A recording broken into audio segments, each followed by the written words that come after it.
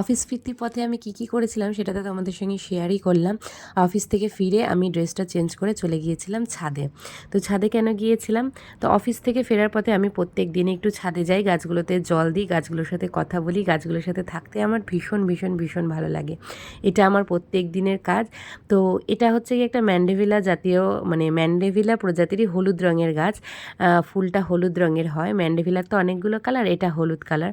তো মানে লতানো যে গাছগুলো থাকে তাদের হচ্ছে গিয়ে প্রচেষ্টাই থাকে সূর্যের দিকে বাড়ার, কিন্তু আমি চেষ্টা করছি যে এটা যাতে নিচের দিকে, মানে ছাদের থেকে নিচের দিকে এই সানসেটটা দিয়ে হয়ে মানে ভোরে হয়, যাতে সামনের দিক দিয়ে ফ্রন্টের দিক থেকে বাড়িটা দেখতে ভালো লাগে। কিন্তু যতই চেষ্টা করি না কেন, ও আমার সব চেষ্টা বৃথা করে দিচ্ছে। ও অন্যের বাড়িতে এদিক ওদিক চলে যাচ্ছে। আমার পাশেই ছিল জবা গাছটা, জবা গাছেও লতিয়ে উঠে যাচ্ছে। তো যাই হোক, ওটাকে একটুখানি চেষ্টা করলাম ঠিক করার। এরপরে দেখো আমার এই কলমি শাকের গামলাটা আমি টেনে নিয়ে আসলাম। মা বলছে নাকি এদিক ওদিকের নজর এই কলমি শাকগুলোর উপরে পড়ছে, তো কলমি শাকগুলোকে কেটে দিতে। তো সব কলমি শাক কেটে আমি গামলাটা ফাঁকা করে দিলাম। এটাকে আমি আবার ওই আগের জায়গায় রেখে দেবো, আবার বৃষ্টির জল পড়লে এখান থেকে আবার প্রচুর কলমি শাক হবে।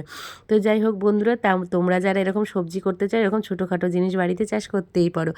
এর যে কী মজা সে আর তোমাদেরকে বলে বোঝানো, নিজের হাতে নিজের গাছের মানে সবজি খাওয়ার মজাই আলাদা, তাই না বন্ধুরা? দেখা হবে পরের ভিডিওতে, টাটা।